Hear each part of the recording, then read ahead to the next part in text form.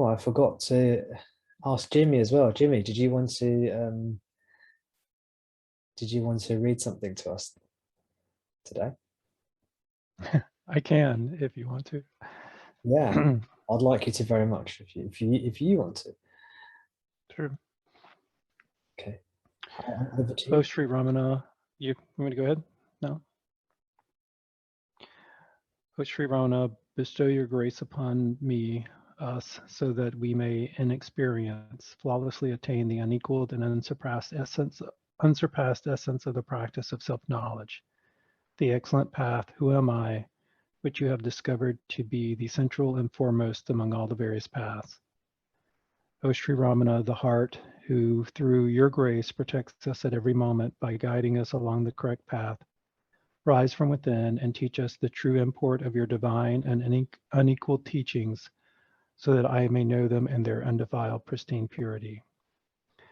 And that is from an invocation to Ramana, from Light on the Teachings of Bhagavan, Sri Ramana Maharshi, The Essence of Spiritual Practice, by Sadhanai Saram.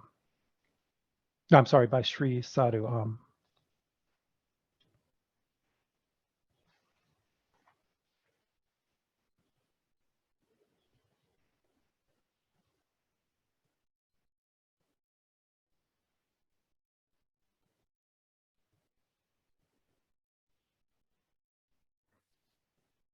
Thank you so much, Jimmy. That was lovely.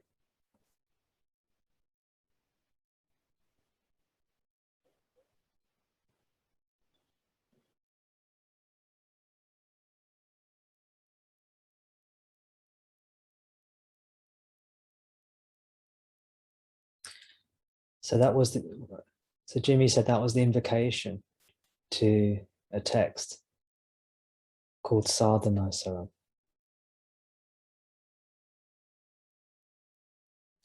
Sadhanai Saram. Sadhanai means sadhana. Sadhana means spiritual practice. And Saram means the essence. So Sadhanai Saram means the essence of spiritual practice. And I know many of you are familiar with this text because it's on my recommended reading list. And this text was composed by Sri Sadhu Om, who was a devotee. We can say direct devotee, meaning that he met the body-mind Ramana and spent 4 or 5 years in this case in his presence, and many years thereafter as well in Bhagavan's presence.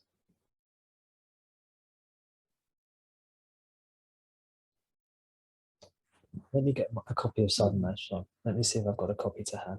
Bear with me.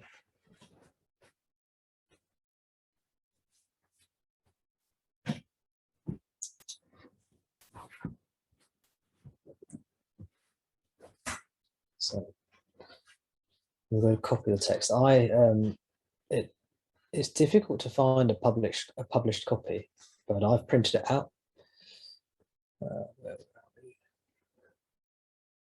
A light on the teaching of Bhagavan, Sri Ramana Maharshi. The essence of spiritual practice, Sadhanai Saram, by Sri Sadhu Om. Okay. And the verse 1 is this invocation that Jimmy just read out. Let's see. O Sri Ramana, bestow your grace upon me so that I may in experience flawlessly attain the unequalled and unsurpassed essence of the practice, sadhana, of self-knowledge. The excellent path, who am I, which you have discovered to be the central and foremost among all the various paths. That's verse 1. And I can see here, Jimmy, you also read verse 2 as well, which is the second part of the invocation. O Sri Ramana, the heart. So the way it's written is, it says, O Sri Ramana, comma, the heart, comma.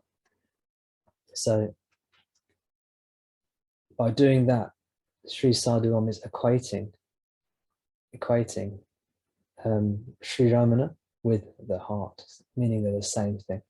O Sri Ramana, the heart, who through your grace protects me at every moment.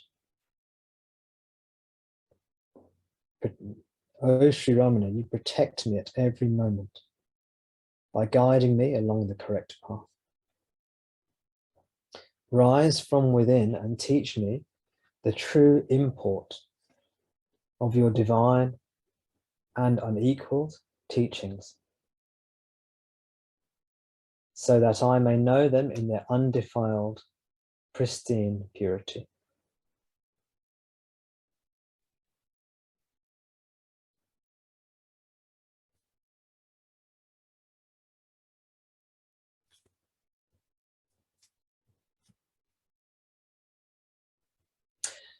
So I read the verses out again because I thought I would have something clever to say.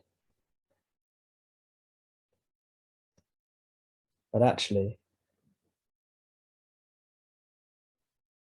I don't feel like I want to add anything.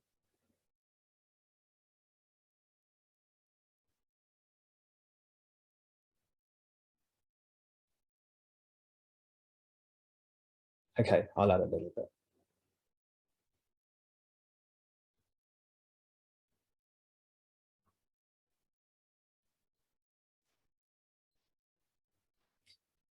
These teachings are meant for direct experience of self-knowledge. Now, as we've talked about many times,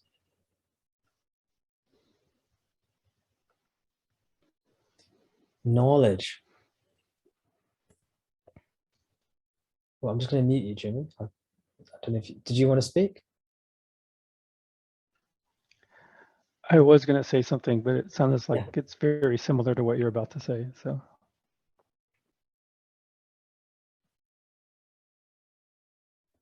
sorry, Jimmy, you speak, please. You speak. oh, I was just going to say that one of the reasons I picked this as an invocation was because of the words inexperience. That, you know, for years and years, it's been an intellectual understanding for me. And in the beginning, it's like I didn't even understand what was not an intellectual understanding, because it was so what I was. But the words that so that I may in experience flawlessly attain is about beginning to live things in a way that the intellect can't come in and claim. And it's just a whole new sort of knowledge on its own. And that's why this invocation means something to me. And I like to invoke Ramana through this, sometimes on my own as well.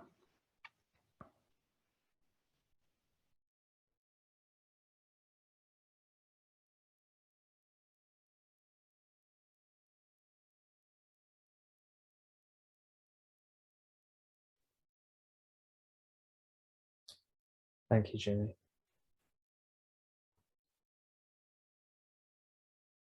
I'm very glad you said what you just said.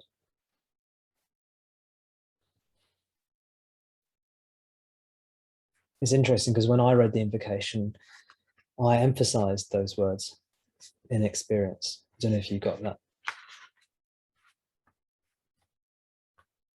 And it was what I was just about to talk about as well.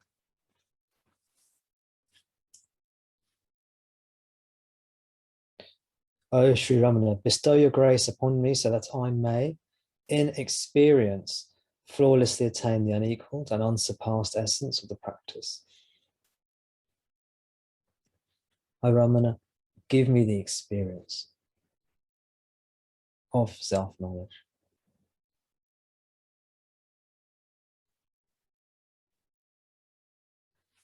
Now, we can say that self-knowledge or direct experience, which are the same thing. In Sanskrit, self-knowledge is Atma Jnana or Atma Vidya or Atma Bodha. These Atma means self, and the other three words, Jnana, Vidya, Bodha, means knowledge. Three different words to mean knowledge.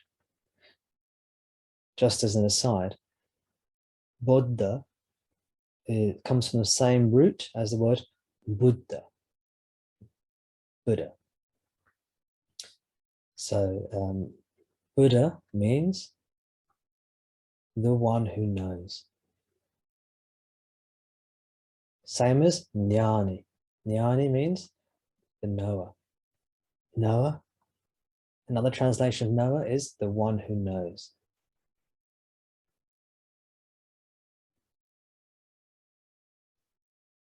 Now Buddha has other sort of meanings implied as well, perhaps. It can mean the one who is conscious.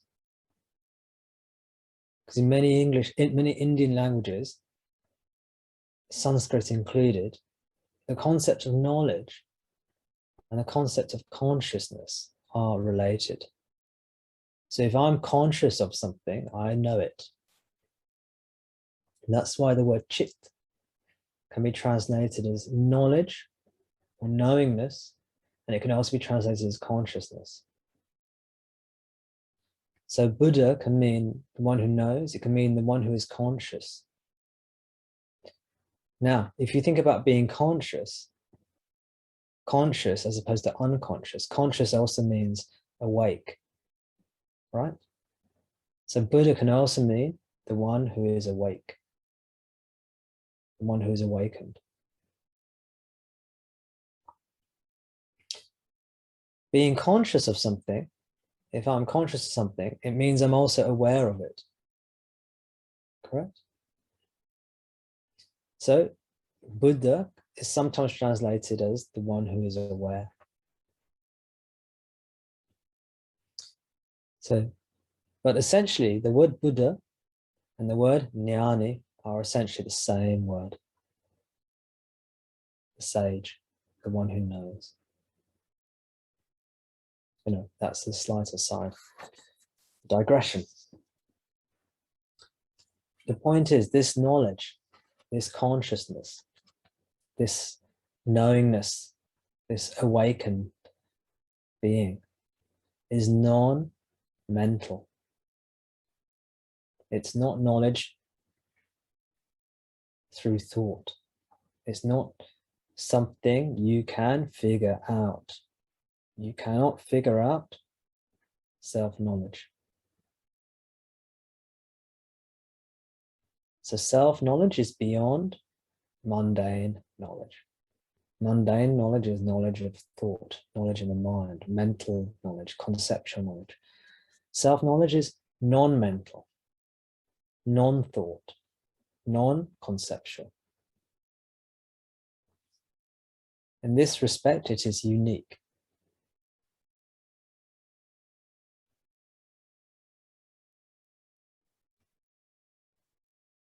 So self-knowledge is not knowledge.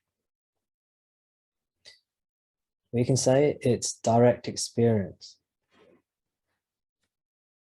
Remember the Sanskrit word for experience, one of them is anubhuti. Anubhuti.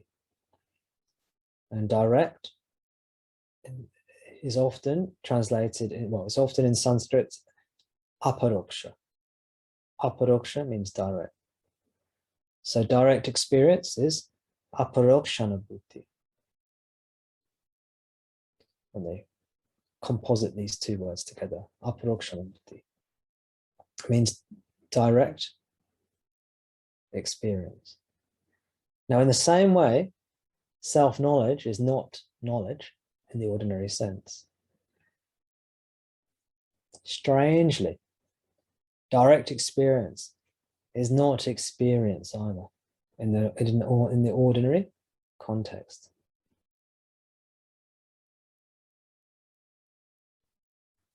Knowledge is normally in the mind in terms of concepts, and knowledge ordinarily relates to objects. Correct? Yeah, knowledge relates to objects. That's right, isn't it?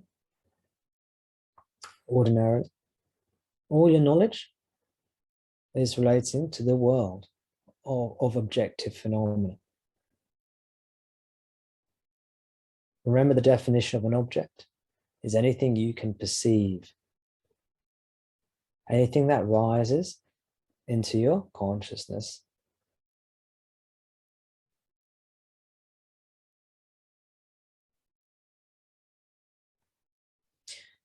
And just as knowledge is to do with objective phenomena, objects, experience ordinarily is also to do with objects. Experience means objects. I had a great experience. I had a terrible experience. I had an interesting experience. I had a boring experience. My experience of you is this. My experience of her is that. My experience of him is this. It's all about objects. Your thoughts, your feelings, the subtle objects, and the world, and the body, the gross and subtle objects. Self-knowledge, self-experience is beyond knowledge, beyond experience. Why? Because it's unique. Because it's about the subject.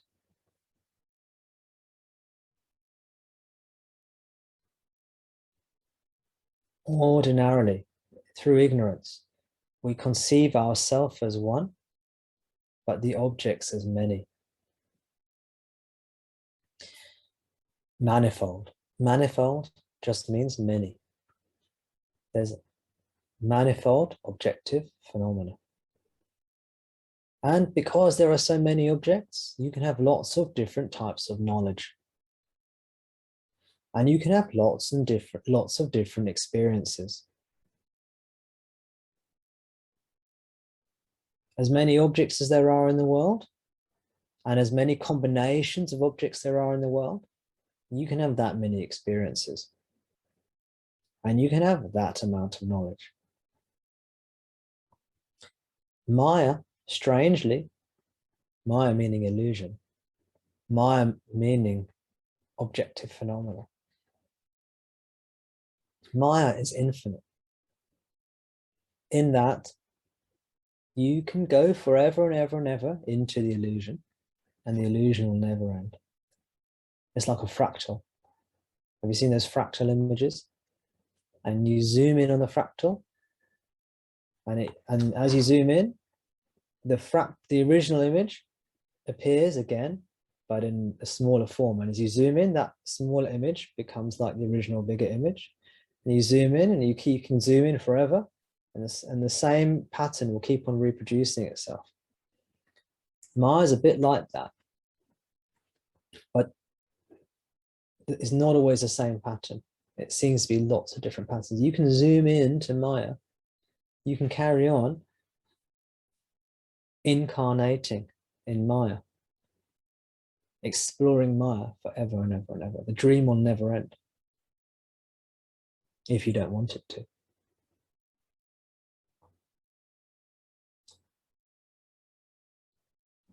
Objects, knowledge, experience, they will go on forever. You can keep on having more experiences.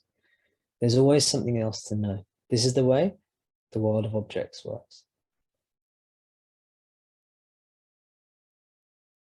Maya will lead you along forever. String you along forever. You can carry on.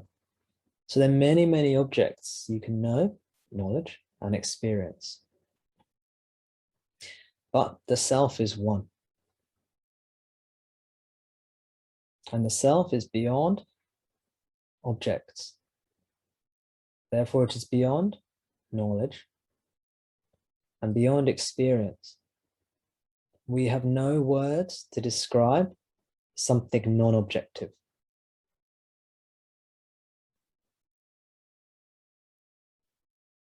Even the words we do have that point at something like the subject, we can only conceive of them mentally as objects. So even when we talk about the subject, we are subtly objectifying it. This is the nature of language. Language is geared and designed to talk about objects. Now, in this invocation, there's some very interesting words. O Sri Ramana, bestow your grace upon me so that I may, in experience, flawlessly attain, flawless, just remember that word, flawless, flawlessly attain the unequalled, please remember this word as well, unequalled, the unequalled and unsurpassed, another word to remember, unsurpassed essence of the practice of self-knowledge.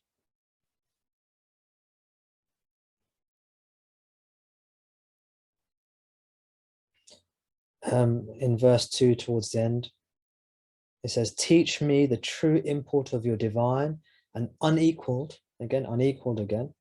Is that the repeat? Was that before? No, yes, unequalled again. Unequalled teaching so that I may know them in their undefiled, pristine purity. So there are all these adjectives. I don't want this to become a grammar lesson, but I like a little bit of grammar. And so an adjective, as most of you I'm sure are aware, is a word that describes a thing, an object or a thing. It's a word that describes a noun. A noun is essentially a thing, right? An object. And these words that I've picked out, these adjectives, let me read them in. Flawlessly attain, actually flawlessly attain, that's actually an adverb, but the unequalled and unsurpassed essence of the practice. The unequalled teachings, so I may know them in their undefiled, pristine purity. These words are adjectives and adverbs that describe verbs, describe doings, processes, happenings. These are words that ordinarily point to objects, such as doings or things. But in this case, they're trying to indicate the subject. Can you see? These words are trying to indicate the subject, and they're using words like unequaled, unsurpassed, undefiled, pristine. Can you see? They're using words that are normally used to describe objects to indicate a flavor of the subject which cannot be described and cannot be put into words. So when you see these words like flawless, when you see words like undefiled, what is the flaw that the self is flawless? It doesn't have that flaw. When it's undefiled, what is the defilement? The degradation. What is the defilement that the self doesn't have? Because the self is undefiled. Pristine purity. The self is pristine, it's pure. So what is the impurity that is not in the self? It is the objects. The objects themselves are the flaw. The objects themselves are the defilement. The objects themselves are the impurity. And devoid of objects, it becomes unequalled. I use the word unique. Unique, unequalled, unsurpassed. Again, unique. It's beyond, surpassed means you go beyond. Unsurpassed means nothing can go beyond it. If I've surpassed you, that means I've gone beyond you. I've gone ahead of you. But the self is unsurpassable, means you cannot go ahead of the self. Because it's beyond objects.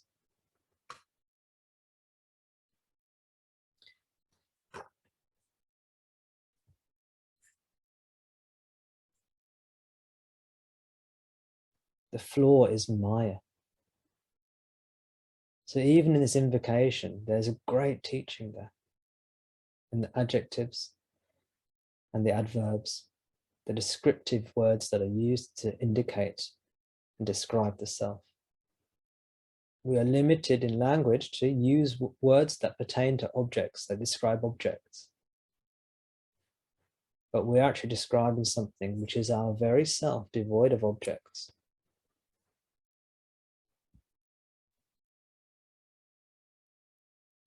The self is nirguna, means it's without qualities. It's nirvikalpa, means it's without concepts, without objective phenomena. It's one.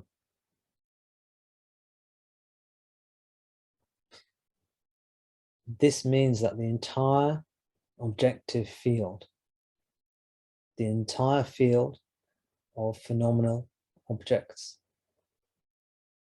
is Maya or illusion.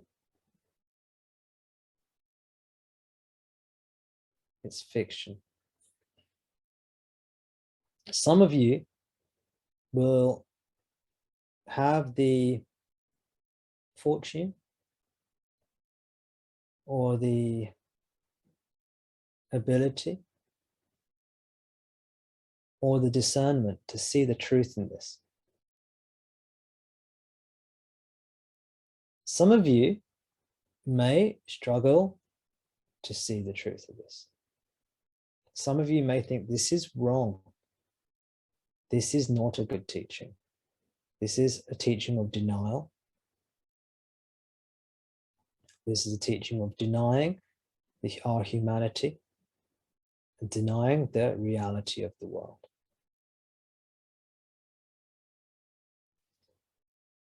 What I would say to those of you who are feeling, if any of you are feeling that, is contemplate the nature of liberation. Think about what is liberation. Think about how all the scriptures and all the genuine spiritual teachings and teachers say that liberation is that which is completely devoid of suffering. And think to yourself, how is it possible for suffering to end? And if you think about it diligently, you will come to the conclusion that the only possibility, the only way suffering can end is if this entire objective field is illusory. Otherwise, suffering will not end if it's real in some way.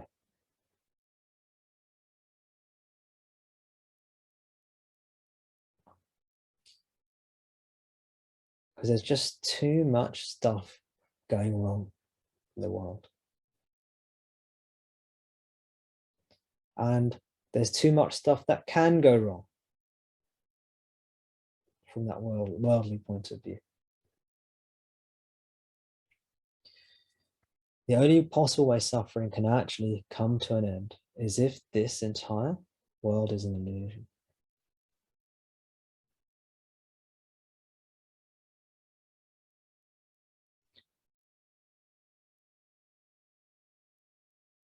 we can discover the truth of, you don't have to believe this world is an illusion.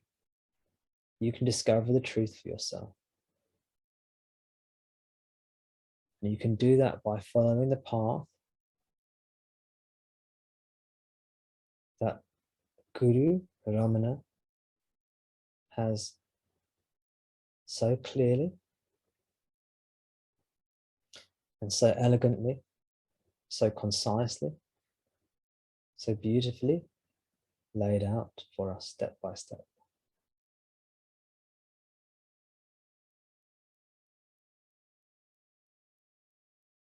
So no faith is required. You can discover it all for yourself. But when you discover the reality, the you that was interested in looking will not be there anymore, because that's the ego. That's a part of the illusion. And all that will remain is what Ramana calls the leftovers. The self.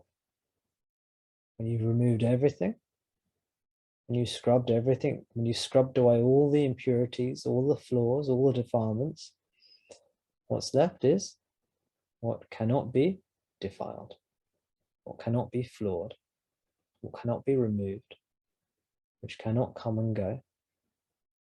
If something comes, that means it was born. If something goes, that means it dies. So it cannot be born and it cannot die. It's the essence. The leftover, the residue. Ramana sometimes calls it the residue. I don't know the Tamil words, I'm afraid. Maybe if there's some Tamil speakers here or listening, they can tell me the Tamil words for this. I think uchistam is is leftover, I think. Although I probably said it wrong or pronounced it wrong. In Guru Vajrayana he talks about this, or it's recorded there. The leftover is what you are. And this leftover, pure, pristine, flawless consciousness is one.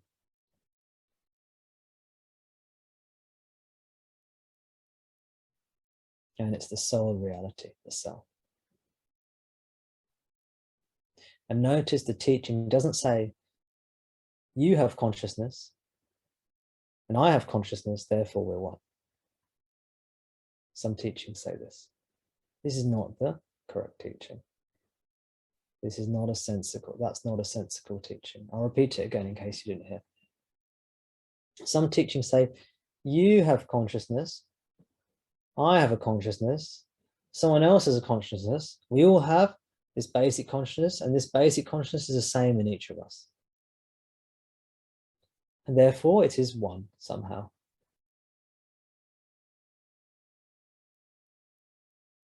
That doesn't make sense. There could be three consciousnesses. You could have your consciousness, he could have his consciousness, I could have my consciousness, she could have her consciousness. We have four consciousnesses. They're all very similar in nature. Doesn't mean they're one. But you'll see some teachings that say, oh, we're all essentially consciousness, and then we're all one. But you could be 4 or 5 or 8 billion or 10 billion consciousnesses. But when you go into yourself, beyond body, mind, world, you discover that which you are, which is one. It's actually beyond numbers, beyond duality, non-duality, 1, 2, 3, which are all Maya. They all pertain to objects, don't they? Numbers pertain to objects. Whereas what you are is not an object.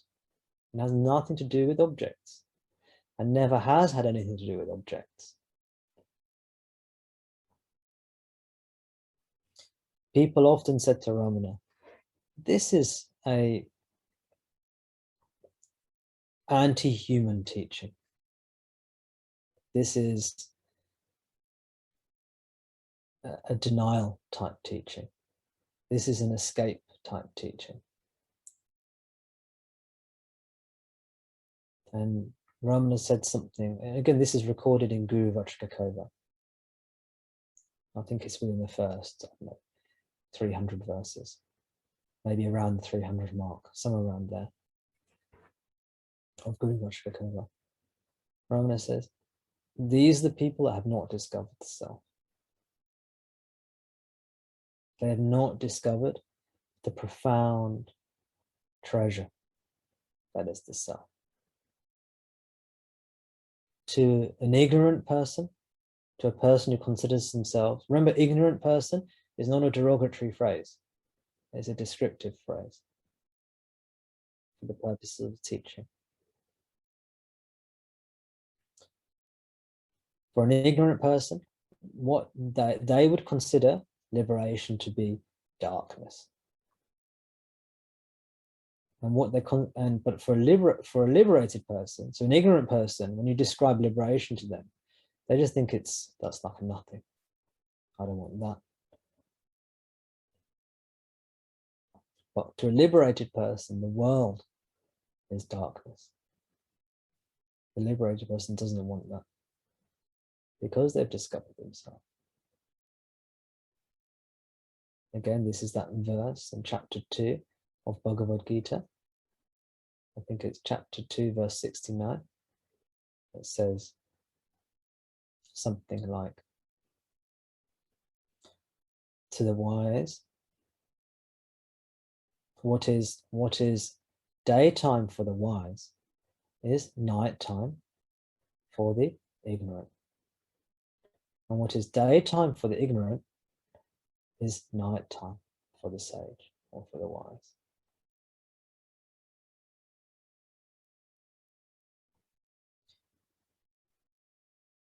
And Bhagavan says these people who say that this is a anti-human teaching have not discovered the abundance, the sheer abundance and joy that lies within.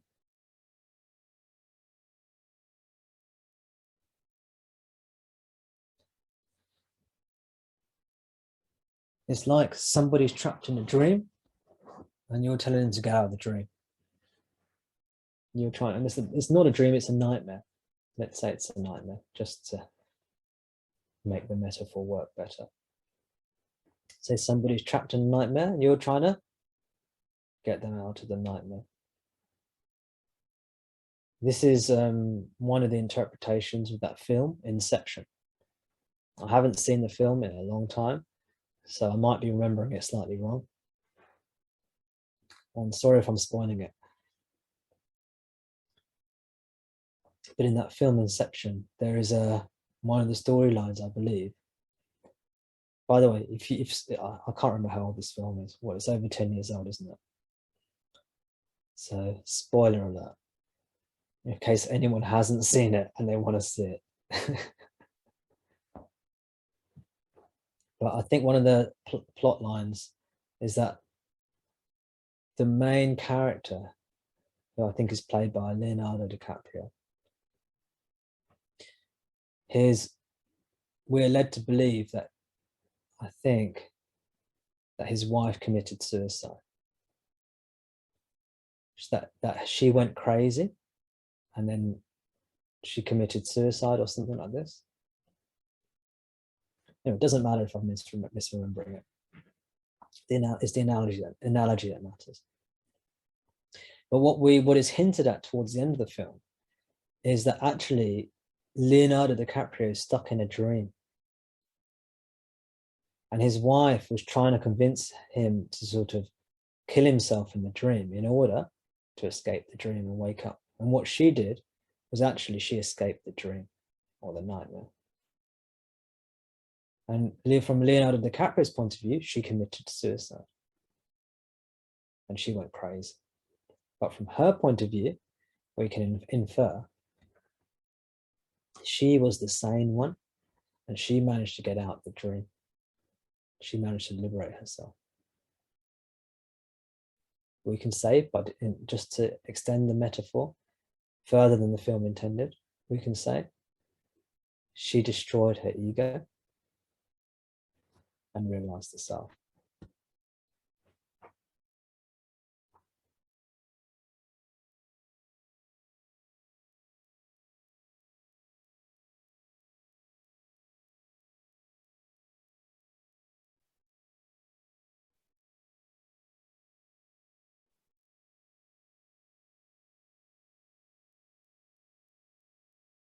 Now, if we let go completely, totally completely, if we surrender, we discover this as well. We come to, our surrender eventually becomes nirvikalpa, nirguna. We recede into the self.